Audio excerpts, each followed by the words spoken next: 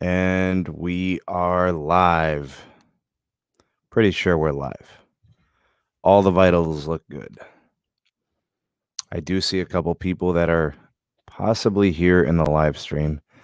I'm just going to double check here. I do see Kazi left a comment. If you're still here, sir, good to have you. Glad you could stop by tonight. Michael, good to see you as well, sir.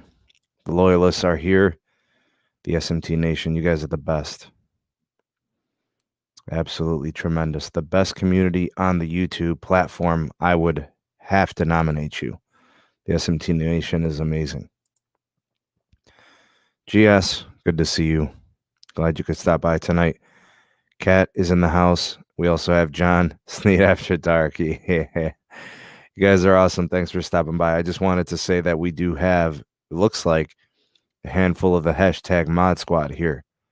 So anybody out there with, different plans of what they wanted to do, and slow your roll. The goons are here. Tarek, good to see you. Hada, cousin, good to see you, man. Glad you could stop by tonight to, tune in. Max, good to see you as well. Let me know how my audio is. Let me know if my video is good, just to double check before we really get things rolling here. And for those of you that are new, this is your first time here. Maybe you're just popping in the live stream, first time ever watching.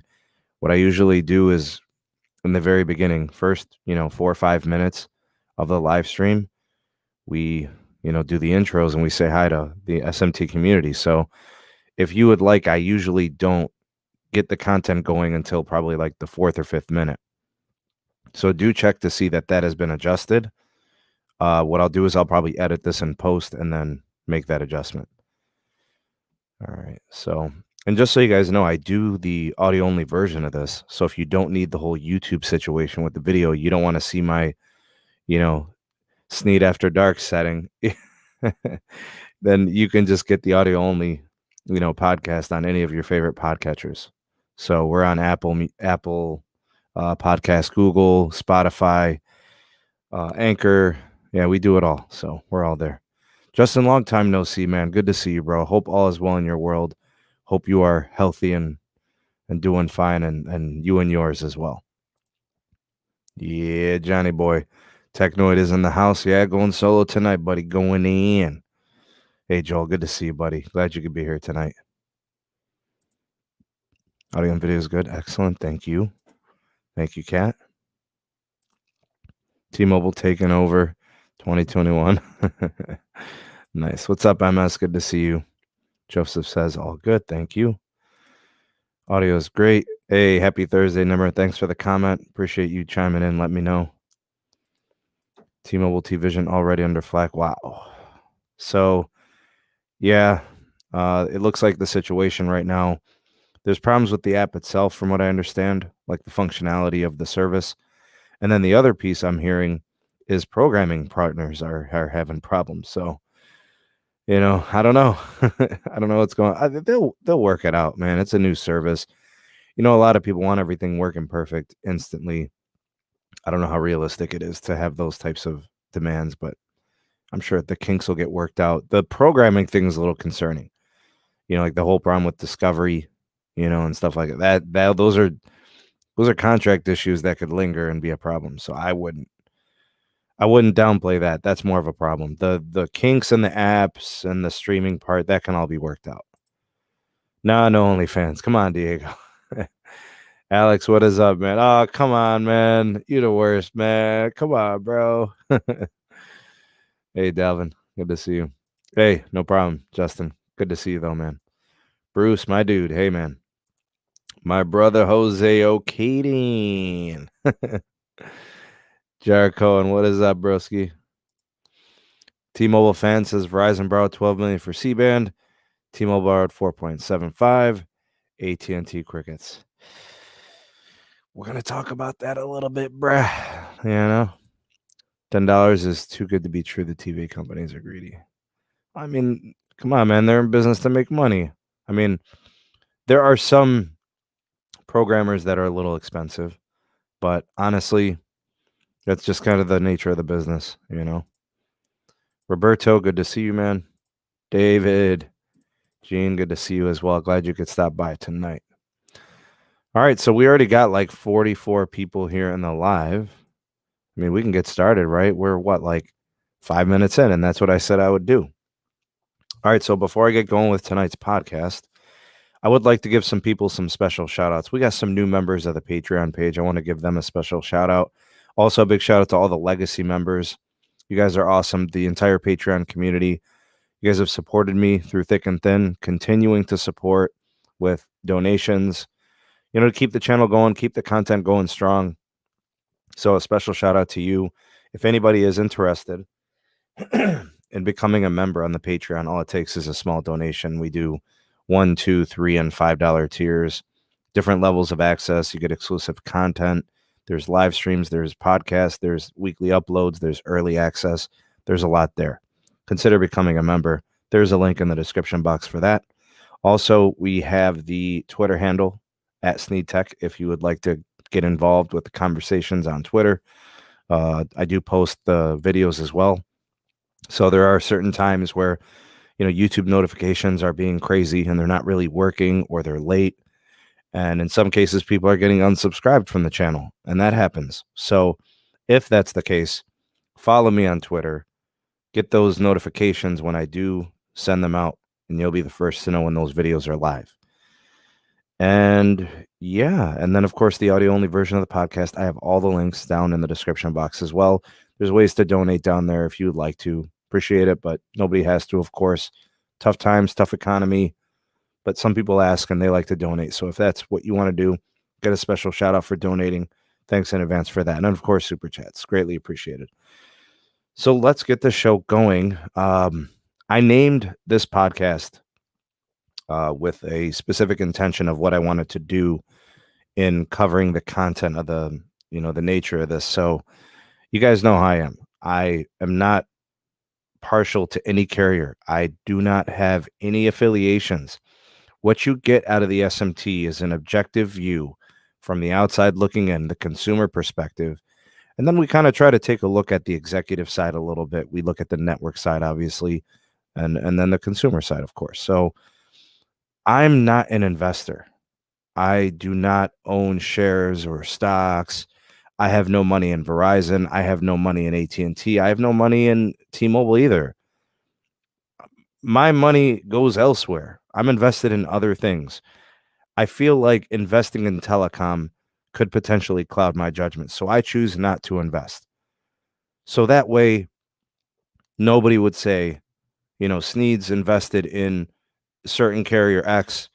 Therefore, he's going to always kind of partially sway that way to try to influence the public. It's not something I'm trying to do. I'm not trying to live that life. It's too hard to be objective when you got a dog in the fight, right? It's like having your best friend running a telecom and then you got to report on telecom, right? That just can't be that way. So what you're getting from me, I do my best to be objective. I try to analyze things, as critically as I can, consider all angles, shoot it straight and live with the results. And I know there are some people that don't like that because they want me to take a certain side, support a pink thong or a blue thong or a red thong. I'm not doing it. Just not going to get it. So I'm going to do my best to bring it to you the best always. So putting my best foot forward and trying to be as objective as possible. All right, so what I'm going to do is I'm going to focus on the theme of the show tonight, which is don't listen to what carriers say. Just watch what they do. And I'm going to explain what that means and why I deliver it that way and why I say it that way. Okay. So in today's show, with the theme being, don't listen to what carriers say, listen or watch what they do. The problem with what carriers are going to tell you is the carriers are going to tell you how great their network is, which may or may not be true. And in some cases, it might be true, and in some cases, it may not be. Carrier coverage all depends on regions and segments of the country and how well built out it is in a certain place.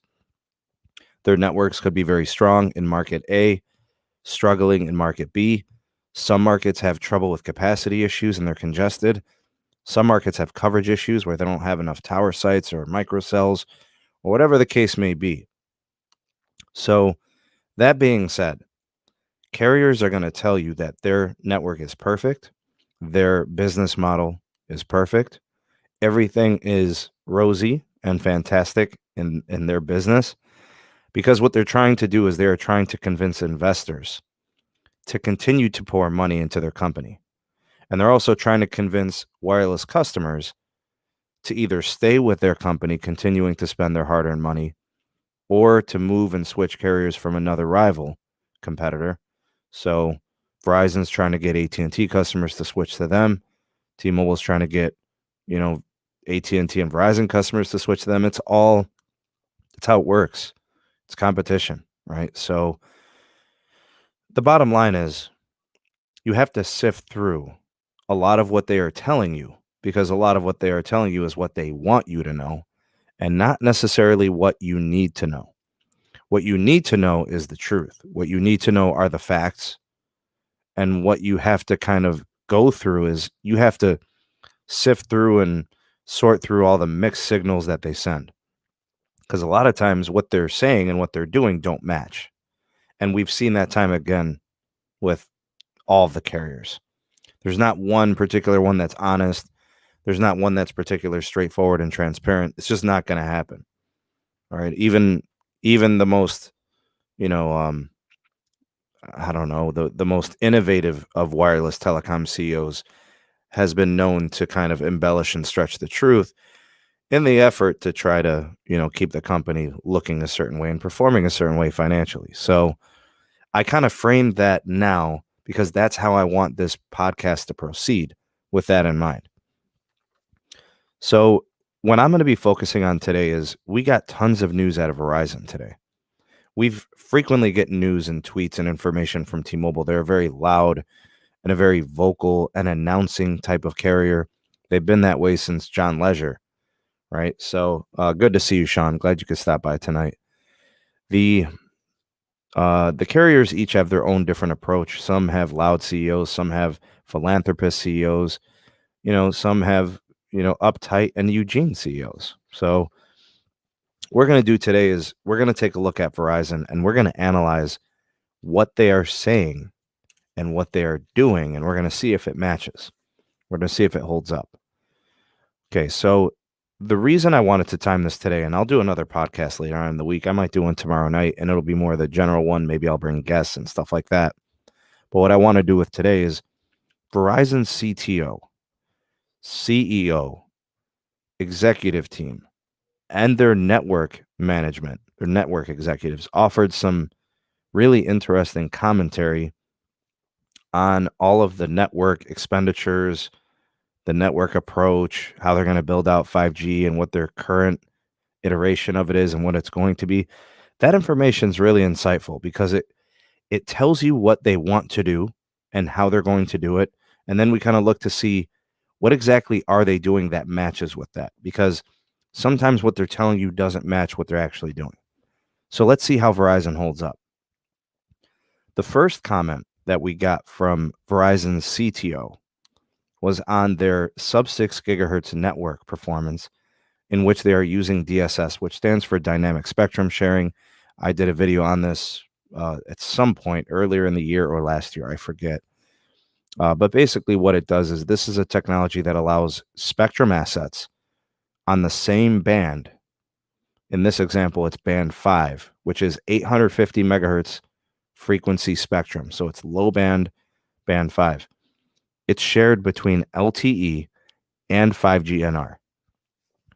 So DSS has been poo-pooed by, T-Mobile. They're in a position where they're not really going to DSS for a while. They don't have to.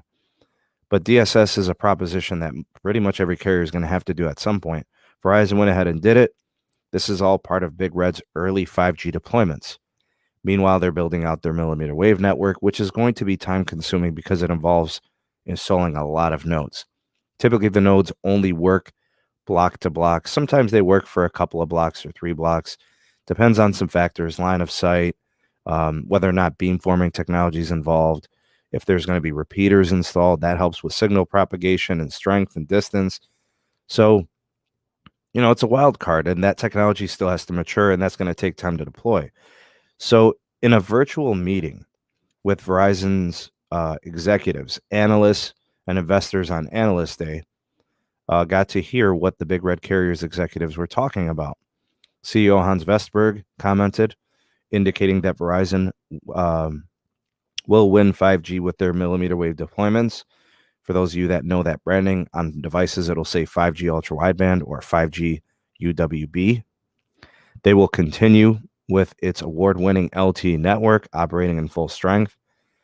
Questions arise here. I think as millimeter wave is a very time-consuming approach and something that's going to take patience, and even with Verizon's big money spending, it's going to take some time. I mean, they are deploying at a pretty rapid pace, at least for millimeter wave standards, but it's challenging, right? It's not easy to do. They're not really going on macro sites. You're not going to see many millimeter wave nodes going up on towers or even on rooftop sites for that matter. They're mostly going to be put on these light poles and these power poles and stuff like that. So, it's a time consuming approach to do, but it offers amazing capacity, and they think that it's going to really be a distinguishing factor of their network. It's really going to make a difference for them. So it's going to take a while to build and scale, get that footprint to be on a substantial level, so that's going to continue to be going on. Analysts also kind of poked fun at Verizon for the pace of the build. There was actually like some kind of an image or a diagram that came up, a bar graph, but it didn't actually have any quantitative data on it. It didn't have any numbers. It just had bars with like months. So I know that Walt Pychek was making fun of it and teasing them, and rightfully so. You would think that company would want to put up some data. Maybe they were trying to hide that data, keep things on the down low, but I personally would have appreciated it. So anyway, something to kind of think about is Verizon also mentioned the pandemic build out for Verizon has been pretty unique. All of the millimeter wave build outs have been kind of rearranged and shifted.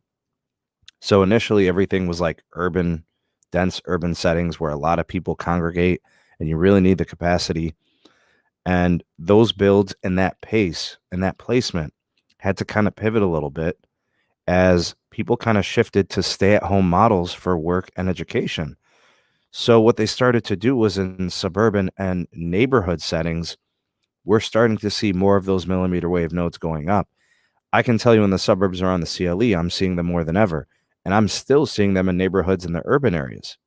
So I'm still seeing a fast, rapid build out, and I'm seeing improvements and deployments at a pretty feverish pace. It's just not in cities. We're seeing it in urban, suburban, and neighborhood settings. So interesting, they actually continue to speak about LTE.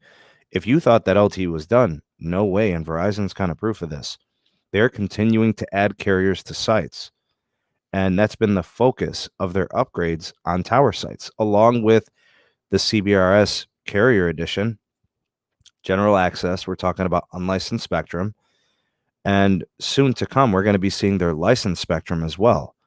So if you can kind of imagine, if Verizon leverages, 40 megahertz of unlicensed CBRS and then 30 or 40 megahertz of licensed, you've got two pretty high potent, larger channels that you can aggregate with your more traditional PCS, AWS type connections like band 2 and band 66 and a low band possibly, however they choose to configure it.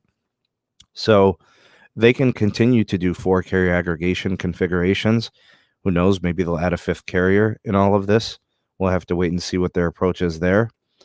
But I thought it was interesting that Verizon still will continue to build its millimeter wave in dense urban areas and in the, the neighborhood settings while this pandemic thing is still, a situation that continues through the near future.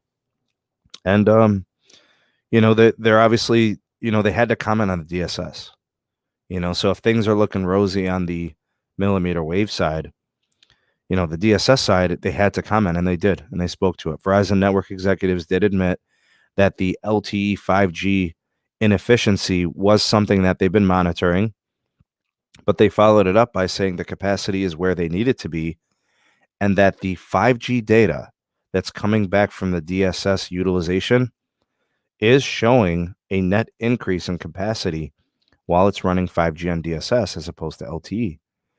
So although they're only DSSing over band 5, so it's doing N5 and LTE for band 5, they're seeing an improvement in network performance overall.